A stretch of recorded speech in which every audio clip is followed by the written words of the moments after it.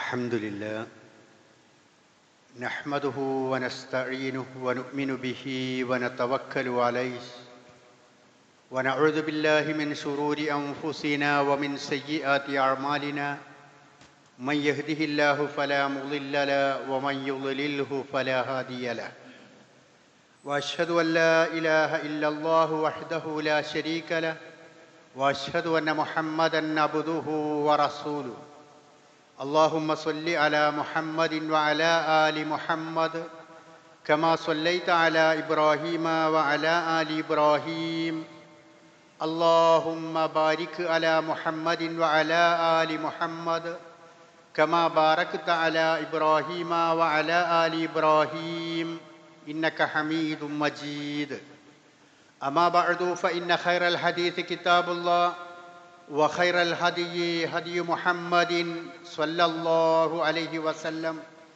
وشر الأمور محدثاتها وكل محدثة بدعة وكل بدعة ضلالة وكل ضلالة في النار يا أيها الذين آمنوا اتقوا الله حق تقاته ولا تموتن إلا وأنتم مسلمون أيها الإخوان والأخوات أوصيكم عباد الله ونفسي أولا بتقوى الله أعوذ بالله من الشيطان الرجيم بسم الله الرحمن الرحيم ربنا لا تزغ قلوبنا بعد إذ هديتنا وهب لنا من لدنك رحمة إنك أنت الوهاب.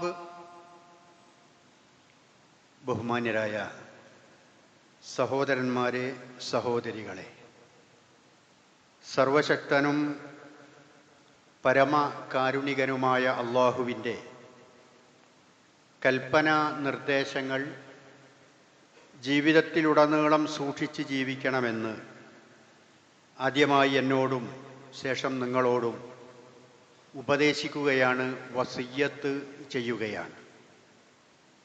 തഖ്വയോടുകൂടി ജീവിച്ച് ഈമാനോടുകൂടി മരണപ്പെട്ട് അള്ളാഹുവിൻ്റെ മഹോന്നതമായ സ്വർഗമായ ഫിർദൗസ് എന്ന സ്വർഗത്തിൽ പ്രവേശിക്കുന്ന മഹാഭാഗ്യവാന്മാരിൽ അള്ളാഹു സുബ്ഹാനഹു വ തആല നമ്മയെല്ലാം ഉൾപ്പെടുത്തി അനുഗ്രഹിക്കുമാറാകട്ടെ. നമ്മളെല്ലാവരും മുസ്ലിങ്ങളാണ്. ലോകത്ത് നമ്മെപ്പോലെ 195 രാജ്യങ്ങളിലധികമായി 160 കോടിയിലധികം മുസ്ലിങ്ങളുണ്ട്. ഈ മുസ്ലിങ്ങൾ അബ്ദുള്ള, അബ്ദുറഹ്മാൻ, ഫാത്തിമ, ഖദീജ ഇങ്ങനെയുള്ള വിവിധ പേരുകളിൽ അറിയപ്പെടുന്നവരാണ്. എന്നാൽ നാം മനസ്സിലാക്കേണ്ടുന്ന ഒരു കാര്യം, നമ്മൾ പ്രതിനിധാനം ചെയ്യുന്ന ആ പേര് അത് കേവലം ഒരു ആൾക്കൂട്ടങ്ങളിൽ ഒരുവൻ എന്ന അർത്ഥത്തിലുള്ള ഒരു പേരല്ല. മുസ്ലിം സമൂഹം എന്ന ഒരു ആൾക്കൂട്ടം, ആ ആൾക്കൂട്ടത്തിൽ ഒരുവനായി എൻ്റെ പേരും എന്നല്ല നാം മനസ്സിലാക്കേണ്ടത്. മറിച്ച് നമ്മൾ ഓരോരുത്തരും ചെയ്യുന്ന കർമ്മങ്ങളും അതുപോലെ തന്നെ നമ്മുടെ ജീവിത രീതികളുമെല്ലാം വരവ് വെക്കപ്പെടുന്നത് ഒരു സമുദായത്തിൻ്റെ ഐഡൻറ്റിറ്റിയായിട്ടാണ്. മുസ്ലിം സമുദായം എന്ന് പറയുന്ന ഒരു സമുദായത്തിൻ്റെ ഐഡൻറ്റിറ്റിയായിട്ടാണ് നമ്മുടെ ജീവിതത്തെ വിലയിരുത്തപ്പെടുന്നത്. നമ്മളിൽ നിന്നുണ്ടാകുന്ന, മുസ്ലിം സമൂഹത്തിലെ വ്യക്തികളിൽ നിന്നുണ്ടാകുന്ന ഏതൊരു പ്രവർത്തനത്തെയും പ്രസൻറ്റ് ചെയ്യപ്പെടുന്നതും അങ്ങനെ തന്നെയാണ്. മോഷണം, അഴിമതി, കൈക്കൂലി, മദ്യപാനം ഇതുപോലെയുള്ള ഏത് ദൂഷ്യങ്ങളും അതുണ്ടാവുന്നത് ഒരു മുസ്ലിം പേരുള്ള നാമധാരിയിൽ നിന്നാണ് എങ്കിൽ അതിന് പഴി കേൾക്കേണ്ടി വരുന്നത് മുസ്ലിം സമുദായത്തിനാണ്. അതുകൊണ്ടാണ് പ്രവാചകൻ ഒരിക്കൽ മിമ്പറിൽ കയറി നിന്ന് അത്യുച്ചത്തിൽ പറഞ്ഞിട്ടുള്ളത്, യാ മഅ്ശറ മൻ അസ്ലമ ബിലിസാനിഹി വലം യഫിളിൽ ഈമാനു ഇലാ ഖൽബിഹി ലാ തുഉദുൽ മുസ്ലിമീൻ. നാവ് കൊണ്ട് വിശ്വാസം പ്രഖ്യാപിക്കുകയും അത് ഹൃദയങ്ങളിലേക്ക് ആഴ്ന്നിറങ്ങുക ചെയ്യാത്ത ആളുകൾ, അതുപോലെയുള്ള ആളുകളെ നിങ്ങൾ യഥാർത്ഥ മുസ്ലിങ്ങളെ ഉപദ്രവിക്കുവാൻ പാടില്ല എന്ന് പ്രവാചകൻ സല്ലല്ലാഹു അലൈഹി വസല്ലം പറയുകയുണ്ടായി. ഇങ്ങനെ നമ്മളെ ഓരോരുത്തരെയും സമുദായത്തിൽ ഒരാളായിക്കൊണ്ടാണ് പ്രസന്റ് ചെയ്യപ്പെടുന്നത് എന്നതിന് ഒരുപാട് ഉദാഹരണങ്ങൾ നമുക്ക് കാണാവുന്നതാണ്. ഈ അടുത്ത കാലത്ത് കോഴിക്കോട് വെച്ചുകൊണ്ട് ആലപ്പുഴ കണ്ണൂർ എക്സ്പ്രസിൽ ഒരു തീപിടുത്തമുണ്ടായി. ആ തീപിടുത്തമുണ്ടായി അതിൻ്റെ അന്വേഷണ ഉദ്യോഗസ്ഥന്മാർ ഒരു രേഖാചിത്രം പുറത്തുവിട്ടു. ആ രേഖാചിത്രം പുറത്തുവിട്ടപ്പോൾ അതിലൊരു താടിയും ഒരു തലപ്പാവുമെല്ലാം ഉണ്ടായിരുന്നു. അന്വേഷണം ഊർജ്ജസ്വലതയോടുകൂടി മുന്നോട്ട് നീങ്ങി. കേന്ദ്ര അന്വേഷണ ഏജൻസികൾ വരെ നമ്മുടെ നാട്ടിലേക്ക് കടന്നു വന്നു.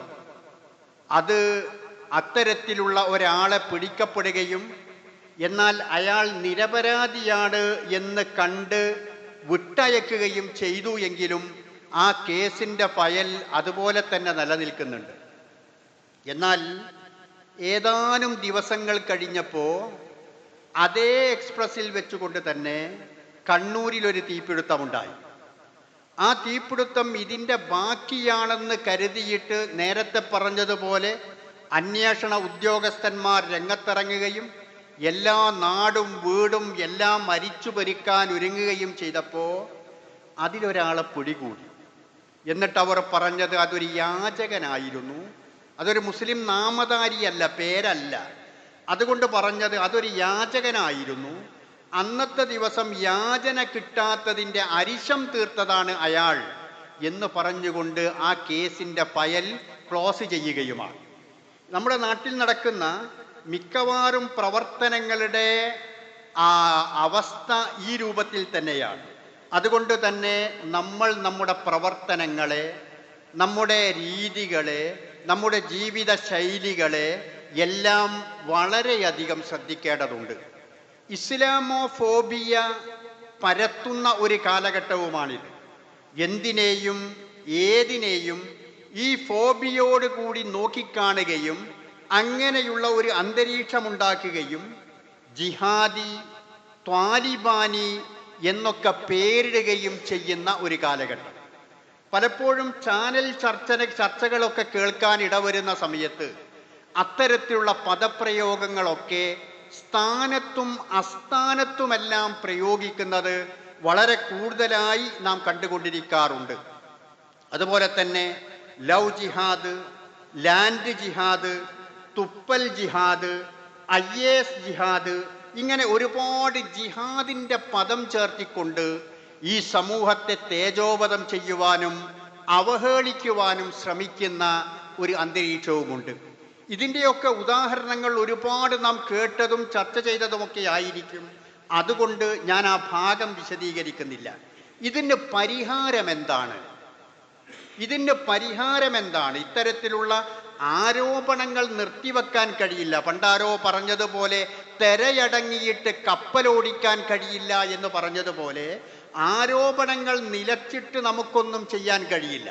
പക്ഷേ നമുക്ക് ചെയ്യാൻ കഴിയുന്ന ഒരു കാര്യം എന്ന് പറയുന്നത് നമ്മുടെ പ്രവർത്തനങ്ങളെ അത് പരിശുദ്ധ ഖുർആനിൻ്റെയും പ്രവാചകചര്യയുടെയും അടിസ്ഥാനത്തിൽ സമൂഹത്തിൻ്റെ മുമ്പിൽ പ്രദർശിപ്പിക്കുക എന്നതാണ്. അഥവാ ജീവിത സാക്ഷ്യമുണ്ടാവുക, കർമ്മ സാക്ഷ്യമുണ്ടാവുക.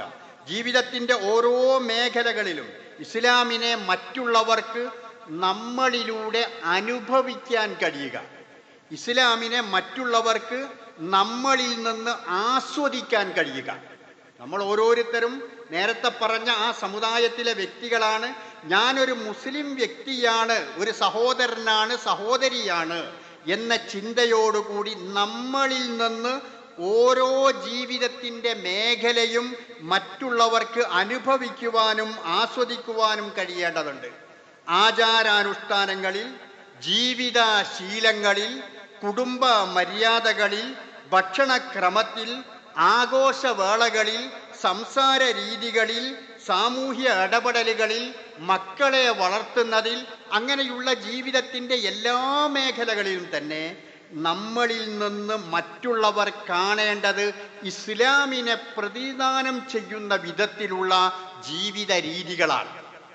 അങ്ങനെ കാണാൻ ഇടവന്നാൽ നമ്മൾ നേരത്തെ പറഞ്ഞിട്ടുള്ള ആ ആരോപണങ്ങൾ ഏറെക്കുറെ അവസാനിക്കുന്ന അവസ്ഥയുണ്ടാകും. ഈ വിശ്വാസം എന്നത് നമുക്ക് ലഭിച്ച ഒരു വരദാനമാണെന്നും അമൂല്യമായ സമ്പത്താണെന്നും നമ്മൾ തിരിച്ചറിയണം.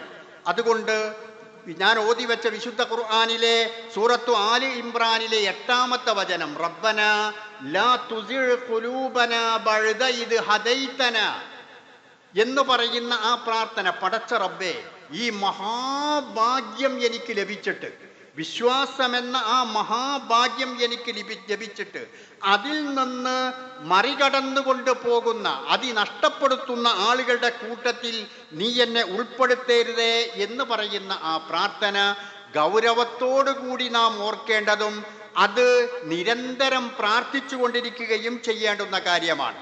അതുകൊണ്ട് തന്നെ ഞാൻ ഈ പറഞ്ഞ രൂപത്തിലുള്ള വ്യക്തികളെ രൂപപ്പെടുത്തിയെടുക്കുക എന്നതാണ് നാം ചെയ്യേണ്ടത്. പരിശുദ്ധ ദീനുൽ ഇസ്ലാം നിർവഹിച്ചിട്ടുള്ളതും അതാണ്. ആദം അലൈഹിസ്സലാത്തു വസ്സലാം തൊട്ട് ഇങ്ങോട്ട് പോരുന്ന ചരിത്രത്തിലുടനീളവും പ്രവാചക തിരുമേനി സ്വല്ലല്ലാഹു അലൈഹി വസല്ലമ തൻ്റെ പ്രബോധന പ്രവർത്തനങ്ങളിലും നിർവഹിച്ചിട്ടുള്ള കാര്യവും ഇങ്ങനെയുള്ള വ്യക്തികളെ രൂപപ്പെടുത്തിയെടുക്കുക എന്നതാണ്. ഒരിക്കൽ ഉമർ റളിയല്ലാഹു അൻഹു, അദ്ദേഹം ഒരു ജമാഅത്ത് കഴിഞ്ഞതിന് ശേഷം ആളുകളൊക്കെ പുറത്തേക്ക് ഇറങ്ങാൻ വേണ്ടി കാത്തു നിൽക്കുമ്പോൾ അദ്ദേഹം പറഞ്ഞു, ഇഹ്തഫു ഹൗലി നൽഅബു ലഅബതൻ. നിങ്ങളൊക്കെ ഒന്ന് ഇരിക്കൂ, നമുക്കൊന്ന് ചുറ്റും എല്ലാവർക്കും ഒന്ന് കൂടിയിരിക്കാം. നൽഅബു ലഅബതൻ, നമുക്കൊരു കളി കളിക്കാം. പൊതുവേ ഒരു കർക്കശ സ്വഭാവിയായ ഉമർ റളിയല്ലാഹു അൻഹു ഇങ്ങനെ പറയുന്നത് കേട്ട് അവർ തന്നെ അത്ഭുതപ്പെട്ടു. പക്ഷെ അദ്ദേഹം അമീറുൽ മുഅ്മിനീനാണ്. അതുകൊണ്ട് അദ്ദേഹം പറഞ്ഞ കാര്യം അവരൊക്കെ സ്വീകരിച്ചു, കുറ്റിലുമിരുന്നു. എന്നിട്ട് അദ്ദേഹം പറഞ്ഞു, തമന്നൗ, നിങ്ങൾക്കൊരുപാട് ആഗ്രഹങ്ങളും പ്രതീക്ഷകളുമൊക്കെ ഉണ്ടാകുമല്ലോ, നിങ്ങൾ ആ ആഗ്രഹങ്ങളും പ്രതീക്ഷകളുമൊക്കെ പറയുക. എന്താ നിങ്ങളുടെ ഒക്കെ ആഗ്രഹം? അതിൽ ഒരാൾ പറഞ്ഞു, അതമന്ന അൻ തകൂന ഹാദിഹി ദാറു മലീഅതൻ ദഹബൻ വഫില്ലതൻ. നാം ഇരിക്കുന്ന ഈ സ്ഥലം, ഈ റൂം, അത് നിറച്ച് സ്വർണവും വെള്ളിയും ഉണ്ടാകാൻ വേണ്ടിയിട്ടാണ് എൻ്റെ ആഗ്രഹം. എന്നിട്ട് ഞാൻ അതെന്ത് ചെയ്യും? അത് ധർമ്മം ചെയ്യും. അതിൻ്റെ പ്രതിഫലം അല്ലാഹുവിൽ നിന്ന് സ്വീകരിച്ചിട്ട് അതുവഴി സ്വർഗത്തിൽ പോകും. അതിനാണ്, അല്ലാതെ സ്വന്തമായി ഉപയോഗിക്കാൻ വേണ്ടിയിട്ടല്ല ഈ സ്വർണവും വെള്ളിയും. അങ്ങനെ അടുത്ത ആളോട് അത് ആവശ്യപ്പെടാൻ, അയാളുടെ ആഗ്രഹം പങ്കുവെക്കാൻ പറഞ്ഞപ്പോൾ അയാൾ പറഞ്ഞു, അതമന്ന അൻ തകൂന ഹാദിഹി ദാറു സബർജദൻ വലുഅൻ. ഞാൻ ആഗ്രഹിക്കുന്നത് ഈ റൂം നിറച്ചും മുത്തും പവിഴവും ഉണ്ടാകാൻ വേണ്ടിയിട്ടാണ്. സ്വർണത്തെക്കാളും വെള്ളിയേക്കാളും മൂല്യമുള്ള മുത്തും പവിഴവും ഉണ്ടാകാൻ വേണ്ടിയിട്ടാണ് ഞാൻ ആഗ്രഹിക്കുന്നത്. എന്നിട്ട് അതെല്ലാം തന്നെ ഞാൻ മദീനയിലുള്ള ആളുകൾക്ക് മാത്രമല്ല, മദീനക്ക് പുറത്തുള്ള ആളുകൾക്കും ദാനം ചെയ്തുകൊണ്ട് അതുവഴി സ്വർഗത്തിൽ പോകാൻ വേണ്ടിയാണ് ഞാൻ ഉദ്ദേശിക്കുന്നത്. അപ്പം എല്ലാവരുടെയും സതുദ്ദേശം തന്നെയാണ്, നല്ല ആഗ്രഹമാണ്. അള്ളാഹുവിൻ്റെ അടുക്കൽ സ്വർഗം ലഭിക്കണം എന്ന ആഗ്രഹം തന്നെയാണ്. അങ്ങനെ ഓരോരുത്തരും അഭിപ്രായങ്ങൾ പറഞ്ഞു. അവസാനം ഉമർ റളിയല്ലാഹു അൻഹുവിന്റെ ഊഴമെത്തിയപ്പോൾ അദ്ദേഹം പറഞ്ഞു, അതമന്ന അൻ തകൂന ഹാദിഹി ദാറു റിജാലൻ. ഞാൻ ആഗ്രഹിക്കുന്നത് ഇവിടെ കുറച്ച് ആളുകൾ ഉണ്ടാകണം എന്നാണ്, ഇവിടെ കുറച്ച് മനുഷ്യരുണ്ടാകണം എന്നാണ്. ഏതുപോലെയുള്ള അംസാൽ മുആദ് ഇബ്നു ജബൽ വ അബൂ ഹുദൈഫ വ അബൂ ഉബൈദ വ സാലിം മൗല അബീ ഹുദൈഫ. ഇതുപോലെയുള്ള ആളുകൾ, അബൂ മുആദ് ഇബ്നു ജബലിനെ പോലെ, അബൂ ഹുദൈഫയെ പോലെ, അബൂ ഉബൈദയെ പോലെ, സാലിം മൗല അബൂ ഹുദൈഫയെ പോലെയുള്ള കുറെ വ്യക്തികൾ ഉണ്ടാകണം എന്നാണ് ഞാൻ ആഗ്രഹിക്കുന്നത്. ഭൗതിക സമ്പന്നതയല്ല ആഗ്രഹിക്കുന്നത്, അതുപോലെയുള്ള വിശാലതയല്ല ഞാൻ ആഗ്രഹിക്കുന്നത്. ഇതുപോലെയുള്ള വ്യക്തികൾ ഉണ്ടാകണം. അതിൽ മുആദ് റളിയല്ലാഹു അൻഹു പ്രവാചകൻ മദീനയുടെ പുറത്തേക്ക് ആദ്യമായി ഗവർണറായി പറഞ്ഞയച്ചിട്ടുള്ള നല്ല രാഷ്ട്രീയ നിരീക്ഷകനായ വിശ്വസ്തനായ ഒരു വ്യക്തിയായിരുന്നു. അതുപോലെ തന്നെ അബൂ ഹുദൈഫ റളിയല്ലാഹു അൻഹു പ്രവാചകന്റെ രഹസ്യ സൂക്ഷിപ്പുകാരൻ എന്നറിയപ്പെട്ടിട്ടുള്ള മഹാനായ വ്യക്തിയായിരുന്നു. അബൂ ഉബൈദ റളിയല്ലാഹു അൻഹു പല യുദ്ധങ്ങളിലും സൈനിക നേതാവും ധീരനുമായ ആളായിരുന്നു. സാലിം മൗല അബൂ ഹുദൈഫ എന്ന് പറയുന്ന ആള് ഉമർ റളിയല്ലാഹു അൻഹു കുത്തേറ്റ് ആ വെപ്രാളത്തിൽ മരണവെപ്രാളത്തിൽ നിൽക്കുന്ന സമയത്ത് ആളുകൾ ചോദിച്ചു, ഇനി ആരെയാണ് ഇവിടെ അമീറുൽ മുഅ്മിനീൻ ഞങ്ങൾ ഖലീഫയാക്കേണ്ടത് എന്ന് ചോദിച്ചപ്പോ ഉമർ റളിയല്ലാഹു അൻഹു പറഞ്ഞു, സാലിം ജീവിച്ചിരിപ്പുണ്ടായിരുന്നുവെങ്കിൽ ഇങ്ങനെയൊരു ചോദ്യത്തിന് തന്നെ പ്രസക്തിയില്ലായിരുന്നു. അത്രക്ക് നല്ല മനുഷ്യനായിരുന്നു സാലിം എന്ന് പറയുന്ന മൗല അബൂ ഹുദൈഫയുടെ മൗലയായിട്ടുള്ള സാലിം എന്ന് പറയുന്ന വ്യക്തി. അപ്പോ ഉമർ റളിയല്ലാഹു അൻഹു വലിയ ഒരു പാഠമാണ് അതിലൂടെ പഠിപ്പിക്കുന്നത്. വലിയ ഒരു പാഠം. അഥവാ ഭൗതിക സമ്പന്നതയേക്കാൾ ഈ സമുദായത്തിന് ആവശ്യം നല്ല വ്യക്തിത്വങ്ങളെയാണ് എന്നാണ്, നല്ല വ്യക്തികളെയാണ്. ഞാൻ നേരത്തെ പറഞ്ഞ രൂപത്തിൽ സമൂഹത്തിൽ ജീവിത മേഖലകളിൽ രംഗങ്ങളിലെല്ലാം മറ്റുള്ളവർക്ക് മാതൃകയാകുന്ന വിധത്തിലുള്ള ജീവിത വീക്ഷണങ്ങളിലൂടെ പ്രവർത്തിക്കുന്ന അത്തരത്തിലുള്ള ആളുകളെയാണ് ആവശ്യം എന്നാണ് അദ്ദേഹം ആ വാക്കിലൂടെ നമുക്ക് പഠിപ്പിച്ചു തരുന്നത്. ആ അബൂബക്കർ റളിയല്ലാഹു അൻഹു ഹബശീനിയയിലേക്ക് ഹിജ്റ പോകാൻ ഒരുങ്ങിയ ഒരു രംഗമുണ്ട്.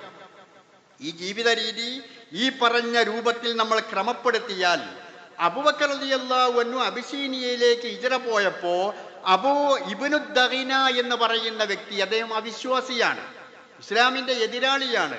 എന്നിട്ടും അബൂബക്കറിനെ തടഞ്ഞു നിർത്തിയിട്ട് പറഞ്ഞു, ഇന്ന മിസ്ലക യാ അബൂബക്കർ ലാ യഖ്റുജു വലാ യുഖ്റജു.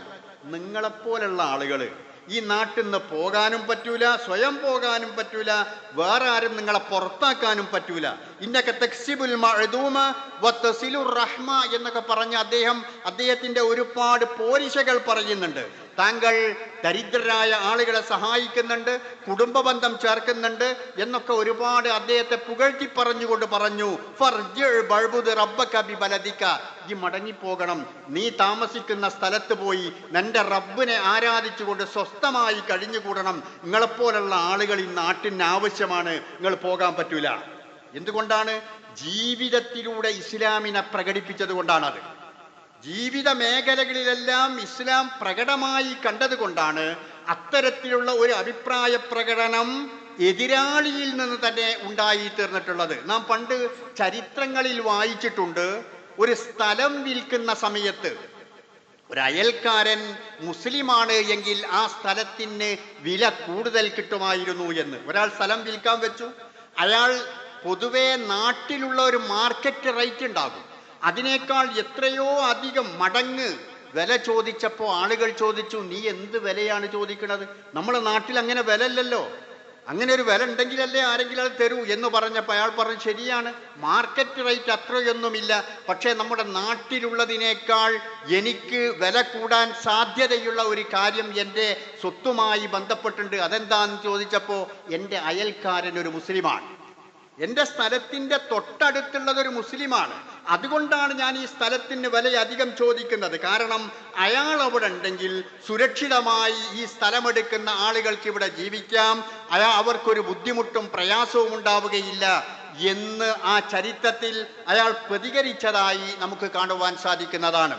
അതുകൊണ്ട് തന്നെ നമ്മുടെ ജീവിതവും അതുപോലെ നാം പരിവർത്തിപ്പിച്ചെടുക്കേണ്ടതുണ്ട്. ഏറ്റവും നാം ഒരു മണിക്കൂറോ ഒരു ദിവസമോ വയല് പറയുന്നതിനേക്കാൾ ഒരു മനുഷ്യനെ നമ്മുടെ ഈ ജീവിത രീതികളിലൂടെ സമീപിക്കുക എന്നതാണ് ഏറ്റവും വലിയ ഇസ്ലാമിൻ്റെ പ്രചാരണം, ദഅവത്ത് എന്ന് പറയുന്നത്. നമ്മെ കണ്ടാൽ ഇങ്ങനെയാവണം ഒരു മുസ്ലിം ചെറുപ്പക്കാരൻ, ഇങ്ങനെയാവണം ഒരു മുസ്ലിം കച്ചവടക്കാരൻ, ഇങ്ങനെയാവണം ഒരു മുസ്ലിം ഉദ്യോഗസ്ഥൻ, ഇങ്ങനെയാകണം ഒരു മുസ്ലിം സഹോദരി, ഇങ്ങനെയാകണം ഓരോ രംഗത്തും പ്രവർത്തിക്കുന്ന ഓരോരുത്തരും എന്ന് മറ്റുള്ളവർ പറയണം. അങ്ങനെ പറയുമോ എന്ന്, എന്നെപ്പറ്റി നമ്മളെപ്പറ്റി അങ്ങനെ പൊതുസമൂഹം വിലയിരുത്തുമോ എന്ന് നാം ഒറ്റ നോട്ടത്തിൽ നമ്മൾ ആലോചിച്ചാൽ തന്നെ നമുക്ക് മറുപടി കിട്ടും. നമ്മൾ ഏത് മേഖലയിലാണോ ആ മേഖലയെ വെച്ചുകൊണ്ട് വിലയിരുത്തിയ ആളുകൾ അങ്ങനെ പറയുമോ? ഇങ്ങനെയാകണം ഒരു അധ്യാപകൻ, ഒരു തൊഴിലാളി, ഒരു മുതലാളി, ഒരു ഓരോ മേഖലയിലും ജീവിക്കുന്ന ആളുകൾ എന്ന് പറയുമോ? അങ്ങനെ പറയിപ്പിക്കുന്ന ഒരു അവസ്ഥയിലേക്ക് മാറി വരാൻ നമുക്ക് ഓരോരുത്തർക്കും കഴിയേണ്ടതുണ്ട്. സാമൂഹ്യ ചുറ്റുപാടുകൾ ഈ പറഞ്ഞതിനൊക്കെ വിപരീതമായിട്ടുള്ളതാണ്, തെറ്റുകളിലേക്ക് വഴുതിപ്പോകാനുള്ളതാണ്. എന്നാൽ വിശ്വാസി എന്ന് പറയുന്നത് എത്ര കടുത്ത തിന്മകൾ നിറഞ്ഞ സാഹചര്യമായിരുന്നാലും അത്തരത്തിലുള്ള അവസ്ഥകളിൽ ഒന്നും തന്നെ ആ തിന്മകളൊന്നും തന്നെ അവനെ സ്വാധീനിക്കുകയില്ല. ചുറ്റും വിഷക്കനികൾ പൂത്തു നിൽക്കുന്ന അവസ്ഥയിലും പൈശാചികമായ ബോധനങ്ങൾ അവനെ സ്വാധീനിക്കുകയില്ല. ചുറ്റുപാടുകൾ എങ്ങനെയാണ് എന്നത് ഒരു മുസ്ലിമിന് പ്രശ്നമേയല്ല, അഥവാ നമുക്ക് പ്രശ്നമല്ല. ഒരു വിശ്വാസിക്ക്, ഒരു വിശ്വാസിനിക്ക് നമ്മുടെ സാമൂഹ്യ സാഹചര്യം എങ്ങനെയാണ്? ഇവിടെ ലഹരി വ്യാപകമാണ്, മദ്യപാനം വ്യാപകമാണ്, കവർച്ച വ്യാപകമാണ്, കൊലപാതകം വ്യാപകമാണ്, ആ അനിസ്ലാമിക പ്രവണതകൾ വ്യാപകമാണ്. അതുകൊണ്ട് നാടോടുമ്പോൾ നടുവയോടുക എന്ന ആ പഴഞ്ചൊല്ല് നമുക്ക് ബാധകമേ അല്ല. കാരണം നാം മുസ്ലിമാണ്. ഞാൻ നേരത്തെ പറഞ്ഞതുപോലെ നമ്മൾ പ്രാർത്ഥിച്ചത് റബ്ബനാ ലാ തുസിഗ് ഖുലൂബനാ ബഅദ ഇദ് ഹദൈതനാ എന്നാണ്. പടച്ചവനെ, ഈ അമൂല്യമായ നിധി, ഇസ്ലാം എന്ന നിധി എനിക്ക് നീ നൽകിയിട്ടുണ്ട്, ഇത് ഇല്ലാതെയായി പോകുന്ന ഒരു അവസ്ഥയുണ്ടാക്കരുതേ എന്ന് പ്രാർത്ഥിച്ച നമ്മൾ ഏത് സാമൂഹ്യ ചുറ്റുപാടുകളിലായിരുന്നാലും അവിടെ നമ്മളെന്ന ആ തനിമയോടുകൂടി ജീവിക്കാൻ നമുക്ക് കഴിയും. 100 തെങ്ങുകളുള്ള ഒരു തോട്ടത്തിൽ അതിനിടയിൽ ഒരു കവുങ്ങ് വളർന്നു വരുന്നുണ്ട് എങ്കിൽ എൻ്റെ ചുറ്റിലുമുള്ളതെല്ലാം തെങ്ങുകളാണല്ലോ, അതുകൊണ്ട് ഞാൻ വളർന്നു വരേണ്ടതും ഞാൻ നൽകേണ്ട ഫലവും അത് തെങ്ങ് നൽകുന്നത് പോലെയാണ് എന്ന് വിചാരിച്ചുകൊണ്ട് ഒരു കവുങ്ങും തേങ്ങ നൽകാറില്ല. കാരണം എന്താ? അത് ഓരോന്നിനും അതിൻ്റെതായ ധർമ്മമുണ്ട്, ഓരോന്നിനും അതിൻ്റെതായ ധർമ്മമുണ്ട്.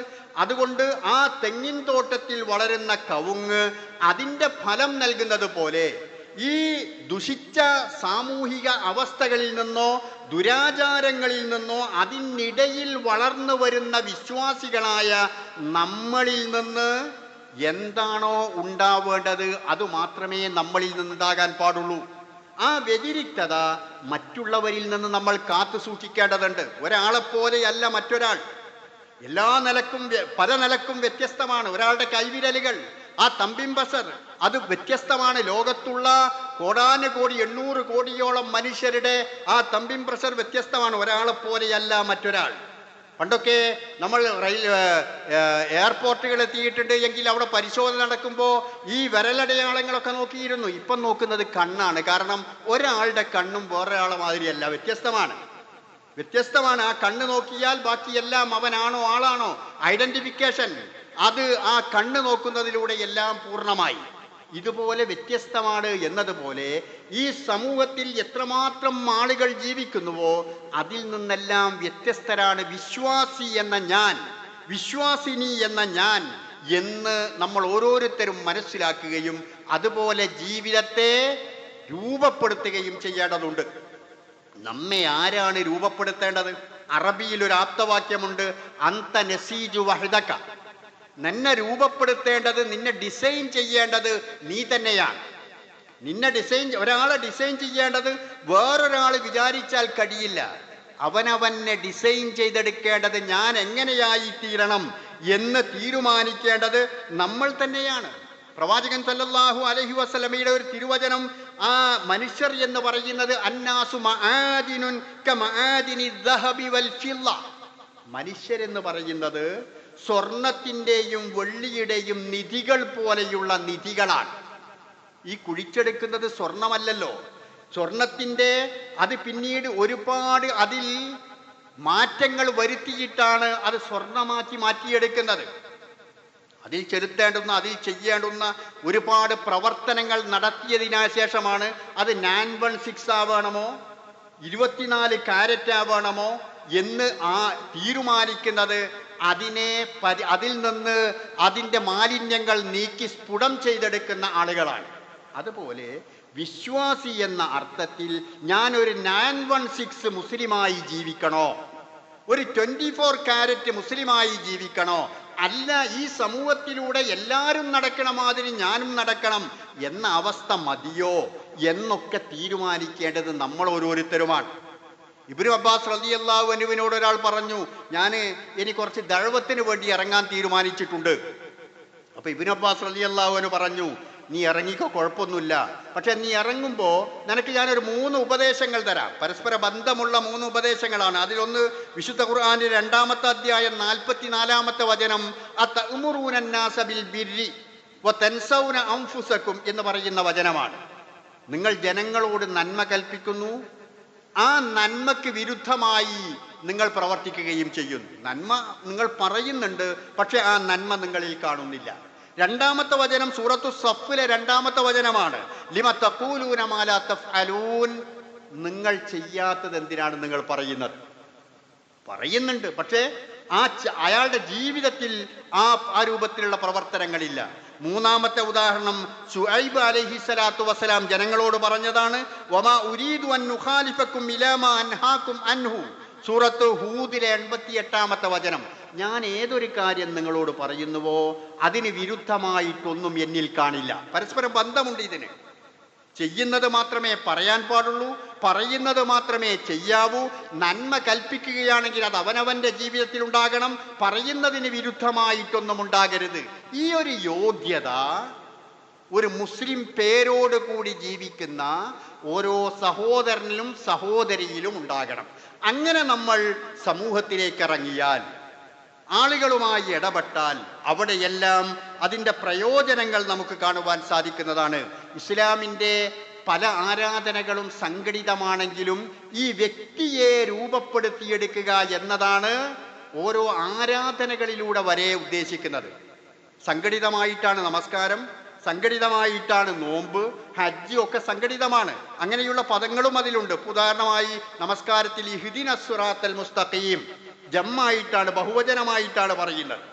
എന്നാൽ അതിലൊരുപാട് കാര്യങ്ങൾ ഞാൻ എൻ്റെ എന്ന് പറയുന്നതാ. തുടങ്ങുന്നത് തന്നെ ദുആഉൽ ഇഫ്തിതാഹ്, വജ്ജഹ്തു വജ്ഹിയ, പഠിച്ചോനെ ഞാൻ എൻ്റെ മുഖത്തെ തിരിച്ചിരിക്കുന്നു, എൻ്റെ വ്യക്തിയെയാണ് ഉദ്ദേശിക്കുന്നത്. ഇനി മറ്റേ പ്രാർത്ഥന അല്ലാഹുമ്മ ബാഇദ് ബൈനി വബൈന എന്ന് പറയുന്ന പ്രാർത്ഥനയാണെങ്കിലും അതും അങ്ങനെ തന്നെയാണ്. എന്നെ പാപങ്ങളിൽ നിന്ന് മുക്തമാക്കി തരണമേ. റുക്കൂലും സുജൂദിലും പറയുന്ന നോക്ക്, സുബ്ഹാന റബ്ബിയൽ അലീം, സുബ്ഹാന റബ്ബിയൽ ആയില, എൻ്റെ രക്ഷിതാവേ, പരിശുദ്ധനായ എൻ്റെ രക്ഷിതാവേ. അല്ലെ സുബ്ഹാനകല്ലാഹുമ്മ റബ്ബന വബിഹംദികല്ലാഹുമ്മ ഗഫിർ ലീ, എനിക്ക് ഞാൻ നന്നാവണം, വ്യക്തി നന്നാവണം. ഈ സൂചനയാണ് ഓരോ പ്രാർത്ഥനകളിലും. അവിടെയൊക്കെ വരുന്നതും അതുതന്നെയാണ്. അതുപോലെ തന്നെ ഈ ഇടയിലിരുത്തത്തിലുള്ള പ്രാർത്ഥന അല്ലാഹുമ്മ ഗഫിർലി വർഹംനി വജ്ബുർനി, ഒക്കെ എനിക്ക് പുറത്തു തരണം, എന്നോട് കരുണ കാണിക്കണം, എനിക്ക് എല്ലാം എനിക്ക് എന്ന് പറഞ്ഞിട്ടാണ്. അവസാനം തശഹൂദിൽ അവസാനമായിക്കൊണ്ട് നാം പ്രാർത്ഥിക്കുന്നു, അല്ലാഹുമ്മ ഇന്നി അഊദു ബിക മിൻ അദാബിൽ ഖബ്രി, അല്ലാഹുമ്മ ഇന്നി അഊദു ബിക, ഞാൻ നിന്നോട് രക്ഷ തേടുന്നു. അവിടെയൊക്കെ ആരാധനകളിലെ ആ സ്വത്വഭാവത്തെക്കുറിച്ച് പറഞ്ഞാൽ ഞാൻ എന്ന വ്യക്തിയെ രൂപപ്പെടുത്തിയെടുക്കുക എന്നതാണ്. ഈ അർത്ഥത്തിൽ നമ്മൾ ഓരോരുത്തരും മുസ്ലിം പേരുകളുള്ള ഞാൻ തുടക്കത്തിൽ പറഞ്ഞ ആൾക്കൂട്ടങ്ങളിൽ ഒരുവനല്ല. ഓരോ സഹോദരനും സഹോദരിയും ഈ മുസ്ലിം സമൂഹം എന്ന ആൾക്കൂട്ടങ്ങളിൽ ഒരുവനായി ജീവിച്ചാൽ പോരാ, ഇതൊരു ഐഡന്റിറ്റിയാണ് എന്ന് മനസ്സിലാക്കി ആ അർത്ഥത്തിൽ അത് ഉൾക്കൊണ്ട് അതിൻ്റെ തനിമയോടുകൂടി 916ഓടുകൂടി ജീവിക്കുവാൻ നമുക്ക് കഴിയണം. അങ്ങനെ ജീവിക്കുമ്പോഴേ നമ്മുടെ ഈ വിശ്വാസത്തിന് അർത്ഥമുള്ളൂ. അല്ലാഹു സുബ്ഹാനഹു വ തആല അത് സ്വീകരിക്കുകയുള്ളൂ. ഇങ്ങനെ ആ ഒരു തനിമയോടുകൂടി ജീവിക്കുന്ന, അങ്ങനെ അള്ളാഹുവിനെ കണ്ടുമുട്ടാൻ ഭാഗ്യം ലഭിക്കുന്ന ആളുകളുടെ കൂട്ടത്തിൽ അല്ലാഹു സുബ്ഹാനഹു വ തആല നമ്മെ എല്ലാവരെയും ഉൾപ്പെടുത്തി അനുഗ്രഹിക്കുമാറാവട്ടെ.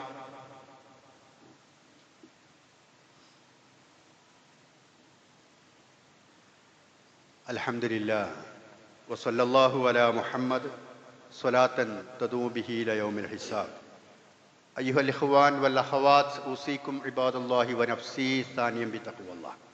സഹോദരന്മാരെ, സഹോദരികളെ, അള്ളാഹുവിൻ്റെ കൽപ്പനാ നിർദ്ദേശങ്ങൾ ജീവിതത്തിൽ പാലിച്ചുകൊണ്ട് ജീവിക്കണമെന്ന് ഒരിക്കൽ കൂടി എന്നോടെന്ന പോലെ നിങ്ങളെയും ഉപദേശിക്കുകയാണ്, ഉണർത്തുകയാണ്.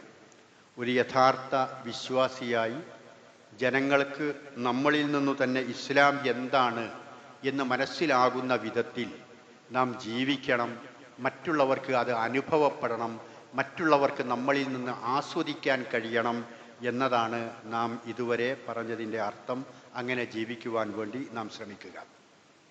ഇൻഷാ അല്ലാഹ് നാം സഫർ മാസത്തിൻ്റെ അവസാനത്തിലാണുള്ളത്. അടുത്ത വെള്ളിയാഴ്ച റബീഉൽ അവ്വൽ മാസത്തിലേക്ക് പ്രവേശിക്കുകയുമാണ്. വളരെ അടിസ്ഥാനപരമായ പരിശുദ്ധ ദീനുൽ ഇസ്ലാമുമായി ബന്ധപ്പെട്ട അടിസ്ഥാനപരമായ ചില കാര്യങ്ങൾ പരിശുദ്ധ പ്രവാചകൻ മുഹമ്മദ് മുസ്തഫ സല്ലല്ലാഹു അലൈഹി വസല്ലമയുമായി ബന്ധപ്പെട്ടുകൊണ്ടുള്ള ഒരുപാട് കാര്യങ്ങൾ നമുക്ക് ഇൻഷാ അല്ലാഹ് ഒന്ന് രണ്ട് ഖുത്ബകളിലായി സംസാരിക്കേണ്ടതുണ്ട്. അതുകൊണ്ട് പരമാവധി ആളുകൾ നേരത്തെ തന്നെ ജുമാക്ക് എത്തണം. ഒരു വെള്ളിയാഴ്ച സയ്യിദുൽ അയ്യാമാണ്, ദിവസങ്ങളുടെ രാജാവാണ്, നേതാവാണ്.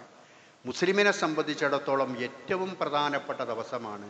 ഒരു അരമണിക്കൂർ നമസ്കാരമടക്കം ഒരു 10-40 മിനിറ്റ് മാത്രമാണ് നമ്മൾ ഇതിനു വേണ്ടി, ആ ദിവസത്തിന് വേണ്ടി നമ്മൾ ചെലവഴിക്കുന്നുള്ളൂ എന്ന അർത്ഥത്തിൽ ആ ഒരു സമയം മാറ്റിവെക്കാനുള്ള ആത്മാർത്ഥത നമുക്കുണ്ടാവണം എന്ന് പ്രത്യേകം ഓർമ്മപ്പെടുത്തുകയാണ്.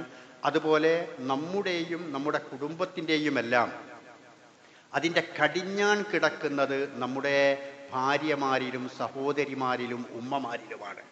ഈ കുടുംബത്തിൽ ദുനിയാവിൽ സന്തോഷമില്ലെങ്കിൽ, അവിടെ ആനന്ദിക്കാൻ അവസരമില്ലെങ്കിൽ അത് ഒരു നരകമാണ്. പക്ഷേ ഈ നരകത്തെ സ്വർഗമാക്കുന്നത് നമ്മളല്ല, ആണുങ്ങളല്ല, പുരുഷന്മാരല്ല, സ്ത്രീകളാണ്. ആ കുടുംബത്തിൻ്റെ റാണിയായി പ്രവാചകൻ ഏൽപ്പിച്ചത് സ്ത്രീകളെയാണ്. അതുകൊണ്ട് ദീനിൻ്റെ ഉപദേശങ്ങളും കാര്യങ്ങളുമൊക്കെ നമ്മെപ്പോലെയോ നമ്മളെക്കാൾ അധികമായോ അറിയേണ്ടതും മനസ്സിലാക്കേണ്ടതും സ്ത്രീകളാണ്. അതുകൊണ്ട് നമുക്കൊക്കെ ഭാര്യമാരുണ്ട്, കുട്ടികളുണ്ട്, സഹോദരിമാരുണ്ട്, ഉമ്മമാരുണ്ട്. അവരെയും കൂടി ഈ വെള്ളിയാഴ്ച ദിവസം ഈ ഉപദേശങ്ങളിൽ പങ്കെടുക്കുവാൻ വേണ്ടി ഹാജരാക്കുന്നത് ഏറെ ഗുണകരമായിരിക്കും എന്ന കാര്യം കൂടി ഓർമ്മപ്പെടുത്തുന്നു. അല്ലാഹു സുബ്ഹാനഹു വ തആല പരിശുദ്ധ ദീനുൽ ഇസ്ലാമിൻ്റെ അന്തസ്സോടുകൂടി ഇസ്സത്തോടുകൂടി ജീവിക്കുന്ന ആളുകളുടെ കൂട്ടത്തിൽ നമ്മെ എല്ലാവരെയും ഉൾപ്പെടുത്തി അനുഗ്രഹിക്കുമാറാകട്ടെ. അള്ളാഹുവെ, ഞങ്ങൾ ചെയ്തു പോയ എല്ലാ തെറ്റുകുറ്റങ്ങളും ഞങ്ങൾക്കെല്ലാവർക്കും നീ പുറത്ത് മാപ്പാക്കി തരേണമേ റഹ്മാനെ. അള്ളാഹുവെ, ഞങ്ങളിൽ നിന്ന് മരണപ്പെട്ടു പോയിട്ടുള്ള മാതാപിതാക്കൾ, ബന്ധുമിത്രാദികൾ, കൂട്ടുകുടുംബങ്ങൾ, വിശ്വാസിനികൾ എല്ലാവർക്കും നീ മഗ്ഫിറത്തും മർഹമത്തും നൽകി അനുഗ്രഹിക്കണമേ തമ്പുരാനെ. പല വിധത്തിലുള്ള രോഗങ്ങൾ അനുഭവിക്കുന്ന ആളുകൾ, പ്രായാധിക്യത്തിലുള്ള വിഷമതകളായിരുന്നാലും മറ്റ് തരത്തിലുള്ള രോഗങ്ങളായിരുന്നാലും എല്ലാം നാഥ, നീ അങ്ങനെയുള്ള ആളുകൾക്ക് ശിഫ നൽകി അനുഗ്രഹിക്കണമേ റഹ്മാനെ.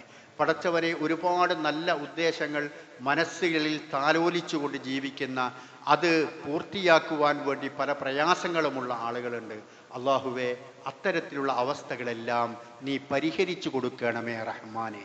അള്ളാഹുവെ, ഈമാനോടുകൂടി ജീവിക്കുവാനും ഈമാനോടുകൂടി മരണപ്പെട്ടുവാനും നിന്റെ അടുക്കൽ സ്വർഗപ്രവേശനം ലഭിക്കുന്ന ഭാഗ്യവാന്മാരിൽ ഉൾപ്പെടുവാനും ഞങ്ങൾക്കെല്ലാവർക്കും നീ തൗഫീഖ് നൽകണമേ റഹ്മാനെ. അല്ലാഹുമ്മ ഗ്ഫിർ ലിൽ മുഅ്മിനീന വൽ മുഅ്മിനാത്ത് അൽ മുസ്ലിമീന വൽ മുസ്ലിമാത്ത് അൽ അഹ്യാഇ മിൻഹും വൽ അംവാത്ത് ഇന്നക മുജീബുദ് ദഅവാതി യാ ഖാദിയൽ ഹാജാത്ത്. ربنا آتنا في الدنيا حسنة وفي الآخرة حسنة وقنا عذاب النار.